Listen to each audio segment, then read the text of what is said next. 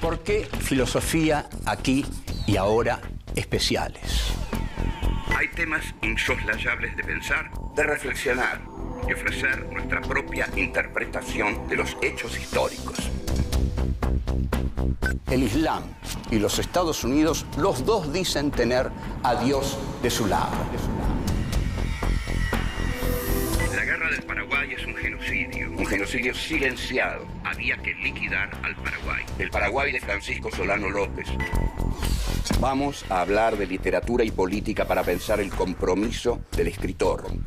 Los ejemplos de Sartre, Rodolfo Walsh, como el Eternauta de Oestergel que dice: desde ahora estamos solos, completamente solos.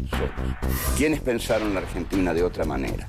John William Cook. El peronismo es el hecho maldito del país burgués. Raúl Scalabrini Ortiz queda en el recuerdo de todos como uno de los principales representantes del pensamiento nacional y popular. El imperativo más profundo que tenemos: pensar por nosotros mismos. Filosofía aquí y ahora especiales. La guerra del Paraguay, la triple infamia. 1. Intelectuales contra la guerra. 2. El coloniaje doméstico. 3. Victoria o muerte. 4. La derrota de la causa federal. 1. Intelectuales contra la guerra. En 1865 se inicia la guerra del Paraguay. En principio, el Paraguay era un estado proteccionista, es decir, que se negaba al libre cambio, que era, era el espíritu de los tiempos, que todos los países se abrieran al libre cambio, porque los grandes países imperialistas querían que las naciones se abrieran para penetrar, ante todo, con sus mercancías. A su vez, el general Mitre, desde Buenos Aires, quiere liquidar las resistencias de las provincias, y estas provincias se apoyaban en el Paraguay. Y en caso de que Urquiza se uniera a ese frente sería muy poderoso para Buenos Aires. Esta guerra del Paraguay es llamada por el historiador trotskista marxista Milcíades Peña la guerra de la triple infamia. Hay muchos intelectuales de gran valor que se oponen a esta guerra. Son los intelectuales de la Confederación de Paraná, entre ellos Carlos Guido y Spano. Carlos Guido Spano escribe un poema que se llama Nenia y que es particularmente emotivo, es el poema más emotivo y conocido que se ha escrito sobre la guerra del Paraguay, y lo vamos a decir detalladamente. El poema dice así: en idioma guaraní, una joven paraguaya, tiernas endechas ensaya, cantando en el arpa así, en idioma guaraní. Llora, llora, Urutaú, en las ramas del Yatay. Ya no existe el Paraguay, donde nací como tú. Llora, llora, Urutaú. En el dulce Lambaré, feliz era en mi cabaña. Vino la guerra y su saña no ha dejado nada en pie en el dulce Lambaré. Padre, madre, hermanos, ay, todo en el mundo fue perdido. En mi corazón partido, solo amargas penas hay. Padre, madre, hermanos, ay. Termina repitiendo: llora, llora, Urutaú, en las aguas del Yatay. Ya no existe el Paraguay. Llora, llora, Urutaú. Bien. Carlos Guido Spano no deja por eso de ser un porteño, un gran porteño, y en su vejez le dedica a Buenos Aires uno de los poemas más conocidos. Incluso se ha hecho una película hace tiempo que se llamaba He nacido en Buenos Aires, y después se hizo otra película con Rimoldi Fraga, que se llamó Argentino hasta la muerte. El poema es: he nacido en Buenos Aires, ¿qué me importan los desaires con que me trate la suerte? He nacido en Buenos Aires, argentino hasta la muerte.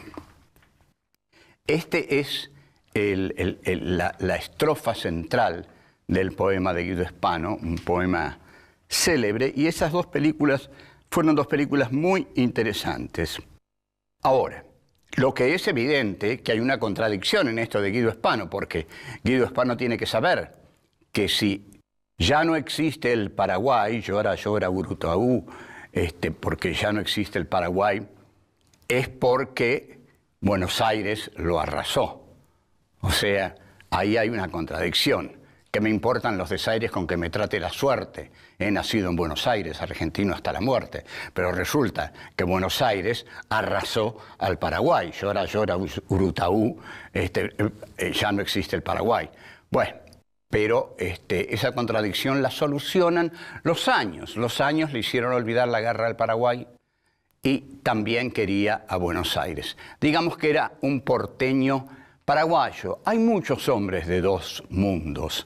Cortázar era un hombre de París y de Buenos Aires. Y sería raro, sería interesante, quiero decir, saber qué quería más Cortázar, ¿no? Si a París o a Buenos Aires. Lo mismo le pasó a Guido Spano. Cantó la tragedia del Paraguay y cantó la grandeza y la hermosura que él encontraba en Buenos Aires. Volvemos. 2. El coloniaje doméstico. Los críticos de la guerra del Paraguay son a su vez críticos de Buenos Aires, porque no se les escapa que la guerra del Paraguay, la decisión de la guerra del Paraguay tiene su epicentro en Buenos Aires y que es parte de algo que Mitre llama la gran política. Entonces, son escritores que no están en Buenos Aires y que atacan la política del general Mitre, que consiste en llevar la guerra al Paraguay y a las provincias. Entre los principales se encuentra Olegario Andrade, que todos nosotros hemos leído en nuestros estudios primarios como el autor de un poema muy bonito que se llama El nido de cóndores. Andrade, basándose en el genial Alberdi, dice que a partir de la Revolución de Mayo, en lugar del coloniaje español, tuvimos el coloniaje porteño sobre las provincias. O sea que se dio ahí un proceso de colonialismo interno. Colonialismo externo era el de Madrid sobre Argentina, Buenos Aires. Y el colonialismo interno es el de Buenos Aires sobre las provincias. En 1860 queda instaurado el colonialismo interno y doméstico. Buenos Aires coloniza a las provincias a través de la terrible guerra de policía que Mitre les declara. Desde 1810, desde la Revolución de Mayo, Buenos Aires quiere el monopolio del comercio exterior. Por algo tiene ese poderoso puerto, tiene la aduana, entonces quiere llenarse de dinero con el monopolio del comercio exterior. La metrópoli, dice Olegario Andrade, había cambiado de nombre. La metrópoli ahora ya no se llamaba Madrid, se llamaba Buenos Aires. Y el país esclavo ya no era la Argentina, eran las provincias interiores. Estos son hombres que es muy interesante porque son escritores comprometidos, escritores que piensan su presente, que se juegan en su presente, se juegan con gran valentía. José Hernández, Rafael Hernández, Olegario Andrade, Guido Spano, Juan María Gutiérrez, Juan Bautista Alberdi, brillantes intelectuales que estaban contra Mitre. dicen a su vez que los caudillos fueron inventados por Buenos Aires. Lo digo de nuevo, que los caudillos fueron inventados por Buenos Aires, que los caudillos del interior son hijos, frutos del egoísmo de Buenos Aires. Estos intelectuales críticos comienzan a ser terriblemente injuriados por la prensa de Buenos Aires, que en ese momento se reducía, la prensa poderosa de Buenos Aires, al diario que había fundado el general Bartolomé Mitre, es decir, al diario La Nación. Y entonces es Andrade el que escribe desde Paraná, por supuesto, porque es un intelectual de Paraná, es un intelectual de la posibilidad del urquicismo. Si el urquicismo se hubiera levantado en armas contra Buenos Aires, junto con el Paraguay de López y junto con las montoneras mediterráneas, algo habría cambiado en la historia argentina. Entonces Andrade escribe, nosotros, dice, que estamos defendiendo al Paraguay y atacando la política asesina de Buenos Aires, ¿qué se pide contra nosotros? A la cárcel se pide con los escritores bárbaros del caudillaje. Estos son los gritos, dice, hidalgos de la prensa libre, de la prensa civilizada, de la Tribuna, de la Nación Argentina, de los diarios grandes de Buenos Aires. Piden que el gobierno nos acuse, que se nos juzgue como criminales, en última instancia como criminales vulgares, que purguemos nuestras deudas en la cárcel, en última instancia, repito, como traidores a la patria.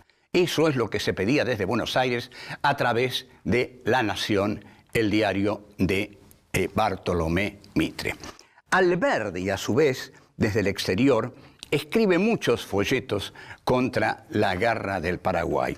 El diario de Mitre, sin ningún pudor, sin ningún respeto por el gran intelectual que fue Juan Bautista Alberdi, lo llama directamente traidor.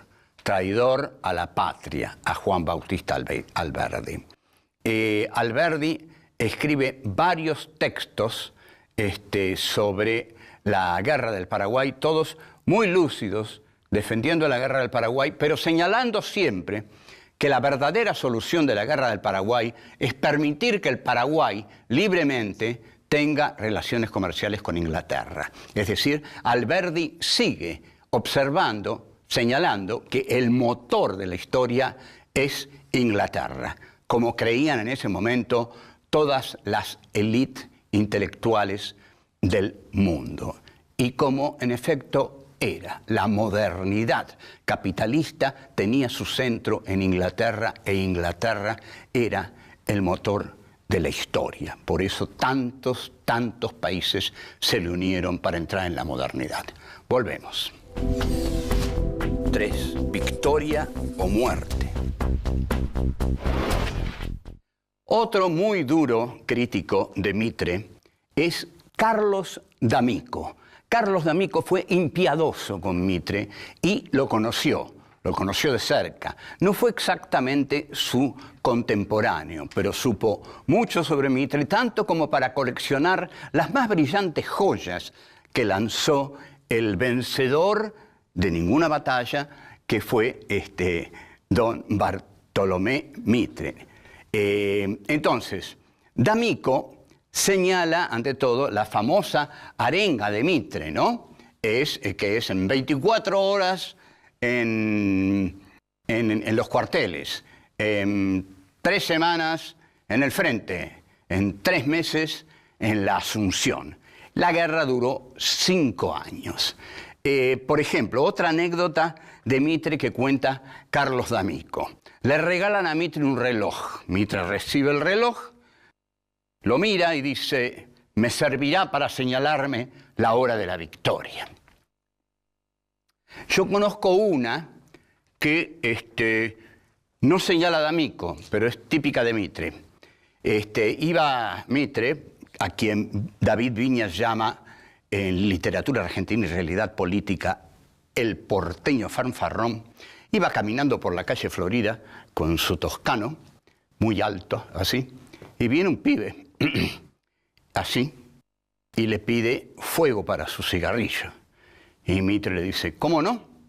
Encendé tu cigarrillo. Y bueno, pero es que no llego, dice el chico. Cuando llegues, empezá a fumar, le dice. Bueno, esta es una genialidad de Don Bartolo. Mitre, cuando pierde en Curupaití, la guerra pasa totalmente a manos del Brasil. En realidad, el que cometió la mayor matanza de la guerra de la Triple Alianza fue el Brasil. Hacen traer de Francia al Conde de.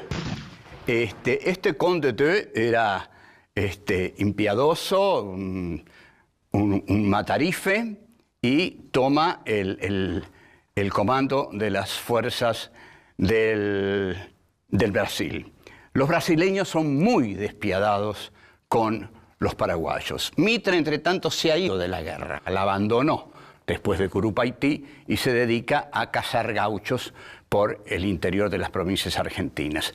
Hay un historiador brasileño, y más de uno, y algunos argentinos también, que dicen algo bastante sensato. Es decir, si en los últimos momentos de la guerra, don Francisco Solano López envía al frente a enfrentar a las tropas del Conde de, a los terribles brasileros, a niños de 10 años, pintándoles bigotes y pintándoles barba, eso suena muy, quizás, heroico, desesperado, pero los historiadores brasileños dicen, es verdad, Brasil mató muchos paraguayos y mató a esos chicos. Ahora, dice el historiador brasileño, ¿qué necesidad tenía Francisco Solano López de mandar chicos de 10 años a pelear con guerreros experimentados? Lo que ocurre también es que Solano López quería un final de holocausto para el Paraguay. Y la palabra, la consigna era vencer o morir, que es muy parecida a la consigna que Hitler dio en los últimos días de Alemania y que incluso le dio al mariscal Rommel después de la derrota del Alamein. Quédese ahí, victoria o muerte. En esta guerra, por lo tanto, no hay buenos, no hay malos, aunque cuando tres naciones se unen contra una, cualquiera se pone del lado del más débil. Pese a quizás error final de Francisco Solano López, de querer morirse con todos los paraguayos, aún con los niños y aún con las madres, porque cuando las madres pedían permiso a los brasileros para ir a buscar los cadáveres de sus hijos, los brasileros las mataban también. Les decían, sí, vayan, y cuando las tenían a tiro, las mataban. Es una guerra terrible, donde todos se equivocaron, donde todos mataron, pero donde tres potencias, manejadas por un imperio, financiadas por un imperio, aniquilaron a un pequeño país que se protegía del arrasamiento de las mercancías británicas porque simplemente quería hacer las suyas propias, quería un desarrollo autónomo en América Latina, y ese era un ejemplo muy incómodo para todos, de modo que había que erradicarlo. Nada de desarrollos autónomos en América Latina, nada de proteccionismo, nada de estatismo. Había que seguir la huella del libre cambio del occidente capitalista encarnado en el Imperio Británico. Y eso se hizo. Y eso fue lo que se hizo. Y ahí se selló la suerte de ese pequeño pero poderoso país que fue el Paraguay de don Francisco Solano López. Volvemos.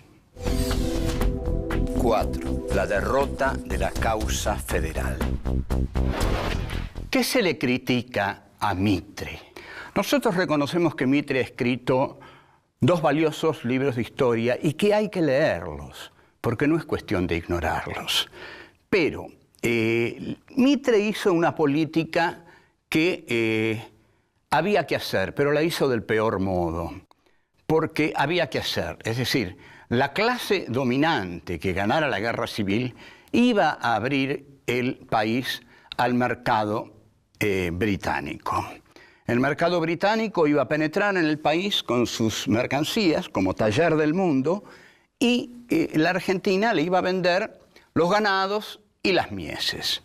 Pero al hacer esto, al dejar penetrar la mercancía británica, Buenos Aires destruye todo posible desarrollo autónomo, industrial, por incipiente que fuera, de las provincias argentinas, a las que condena al atraso, al hambre y al subdesarrollo permanentes. Con la derrota del Paraguay, para Inglaterra y para Argentina y para Brasil, que es Inglaterra, ¿no?, se abre paso al capitalismo moderno y se cierra algo que ellos llamaban la China de América. China había sido abierta al capitalismo a cañonazos por Inglaterra. Paraguay es abierto a cañonazos por la Triple Alianza. Esta guerra, además, tiene la característica definitiva de haber sido financiada por la banca Baring y por la banca Rothschild. No lo estamos inventando, no estamos diciendo que este país fracasó por los malos de afuera. Los malos de afuera no eran los malos de afuera, hacían sus negocios. Entonces la banca Rothschild, la banca Baring vieron que era necesario destrozar ese pequeño país para tener el algodón que no conseguían ya por la derrota del sur. Entonces Baring y Rothschild financian esta guerra y lleva al famoso brindis de Mitre por la unidad del esfuerzo argentino y el capital británico. Esta guerra del Paraguay es una guerra ignorada, tapada, sofocada, porque es una guerra vergonzosa para los vencedores. 3 contra 1 y aniquilaron hasta el último hombre. Es vergonzoso. Además, derrotan al Paraguay porque el Paraguay está a favor de la causa federal argentina. Y el mitrismo necesitaba liquidar la causa federal argentina porque era la causa de las provincias. Y el mitrismo tiene que imponerse a las provincias, sofocarlas, derrotarlas, y Buenos Aires debe triunfar. Entonces, liquidar al Paraguay, liquidar a las provincias y someter al sometible Justo José de Urquiza, que era muy abierto a las propuestas tan dulces que le ofrecía Buenos Aires. Otro proyecto habría sido unir a las provincias sin condenarlas a la miseria. ¿Por qué ese afán de condenar a las provincias a la miseria? Y bueno, porque Buenos Aires quería triunfar y dominar con seguridad. Se domina con mayor seguridad a unas provincias miserables que a unas provincias más o menos prósperas. La tarea es más fácil. Entonces, como conclusión, podemos decir, la guerra del Paraguay fue el último intento de Buenos Aires por arruinar al resto del país, por arruinar a las provincias del interior mediterráneo, por tener comprado a Urquiza y por liquidar el punto rebelde y poderoso que era el pequeño industrial país de los paraguayos. Luego quedará la llamada campaña del desierto, que terminará con los indios, y quedará así un país despoblado. Alberdi entonces va a tener que decir, gobernar es poblar. ¿Cómo vamos a ser un país si no tenemos habitantes? Porque los hemos matado a todos. Y ahí empieza la nueva parte, se llama a la inmigración. Y este es otro tema, el de la guerra del Paraguay, que es el que quisimos tratar, termina aquí. Chao.